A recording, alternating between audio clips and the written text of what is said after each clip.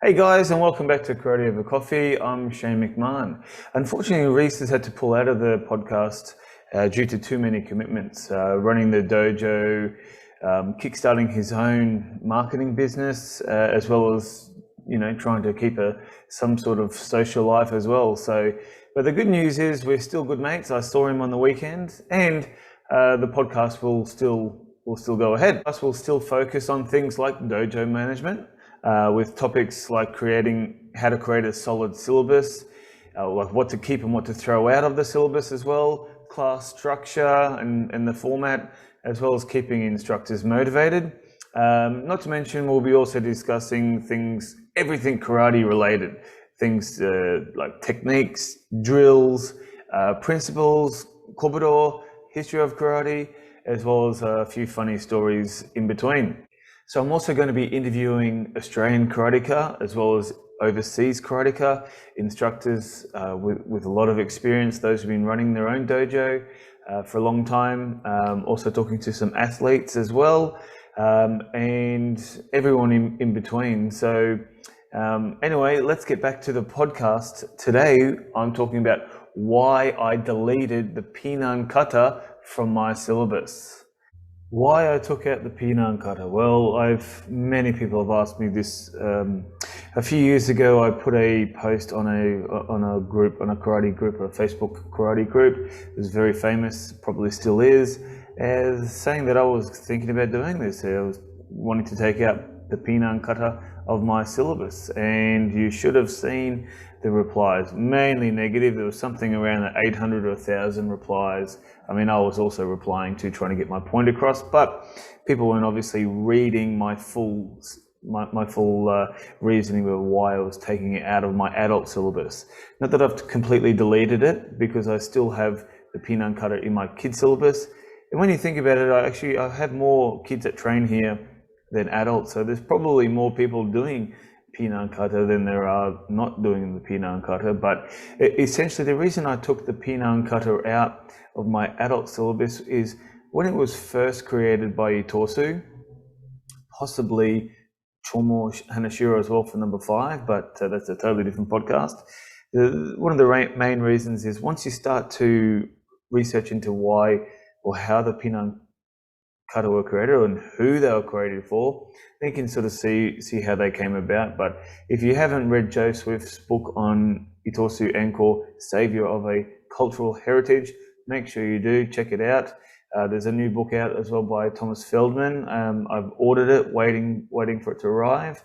But basically, I believe the Pinan Kata were created for kids for the sole purpose of them getting stronger, fitter, and following directions to join the Japanese army to slowly take over the world.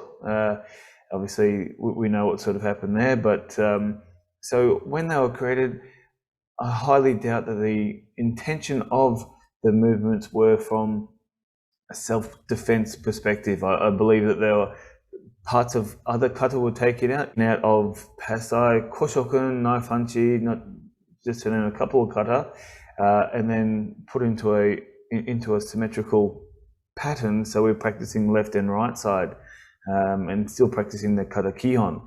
Whereas obviously the kata kihon has changed from fingers to the eyes to punches to the body, and all the nasty stuff was taken out. So all the throws, joint manipulations, strangles, chokes, all of the cool stuff that you can't teach to kids were taken out of the kata and created purely for kids. And I don't think when we were teaching karate, when karate first came to the mainland, and then from the mainland out to the rest of the world, probably didn't really understand what the kata were originally intended for. So I mean, they were created for kids, whereas we're trying to adapt the karate for kids to a violent world where the person's trying to punch you in the face, headbutt you, grab you, twist you, whereas the original intention was not for that. It was more about building stronger bodies and kids following directions, etc., etc. Now, I'm no expert in that, so make sure you do check out those books, and there's hundreds of articles about it. However, for me in my dojo, I would rather teach my adults knife hanchi shodan is the first kata that we teach, and then rohai and itosu pasai, rather than the Pinan Kata that has kata kion specifically designed for kids, so they don't hurt themselves and hurt each other during the training. So that's a really big part of the reason why what I did as well, take the Pinan Kata out. It's not like I've totally deleted it though, because I've replaced it with knife hanchi, which has, the parts of the Pinan Kata straight from the knife hanchi kata as well. So we are still practicing the Pinan, and especially the kumite movements, moving forward from Pinan Nidan, the 3 punches, bang, bang, bang. We still practice that all the time in our kion, but not in the traditional karate sense, I suppose, where you punch and stop, punch and stop, punch and stop. Our Pinan Nidan 3-step punching is a flow, bang, bang, bang. No stopping. It is bang, bang, bang forward like a little gun. Pa, pa, pa. Bang, bang, bang. So we apply the same principles from the Pinan Nidan into our kumite as well. So bang, bang, bang, forward. But getting back to the deleting the Pinan Kata out of my syllabus. I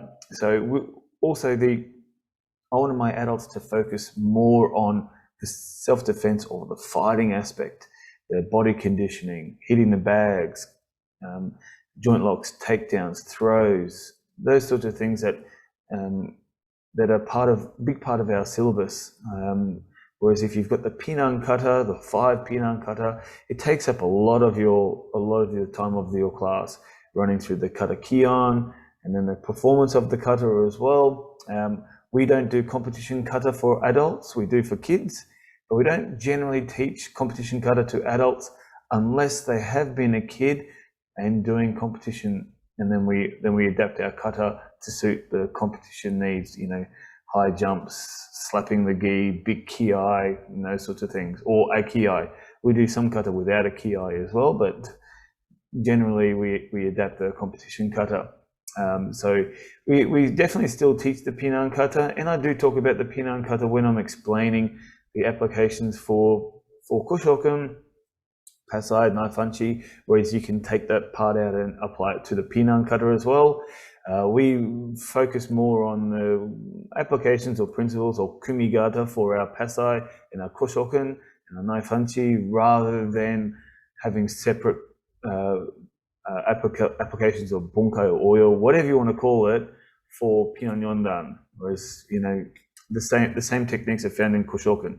Pinan Yondan is, can be a mini Kushoken Dai, if you want to look at it that way. But anyway, that's a big reason why I took out the Pinan Kata of my adult syllabus, why I took it straight out and no longer teach it to my adults. It's been almost 3 years now of no Pinan Kata, and the class structure is so much better. I don't have to spend, I don't have to split the class up, and these white belts, yellow belts are doing Pinan Nidan, and these guys are doing Pinan Shodan, Pinan Sana. We all start knife hanchi Shodan, and then we split the class up for a couple of kata. So instead of having 8 kata, 10 kata for black belt, we only have 3.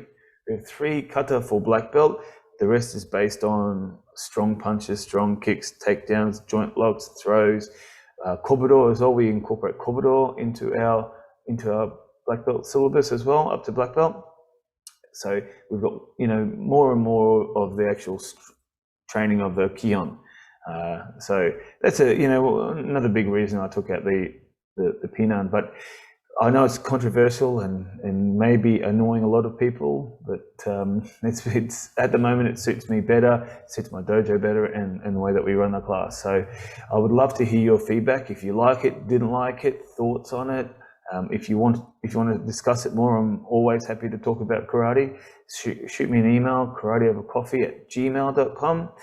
Jump onto our YouTube channel as well. It's Karate Over Coffee, and our iTunes as well. So make sure you give us a nice review, or just a review on iTunes. If you don't agree with taking out the Pinan Kata, totally understand, and I get you where you're coming from. But for me, it's just it suits me and suits my dojo a little bit better. It's more in line with how we teach the principles of traditional karate, if there ever is such a thing. But anyway, I'll see you in the next episode. See ya.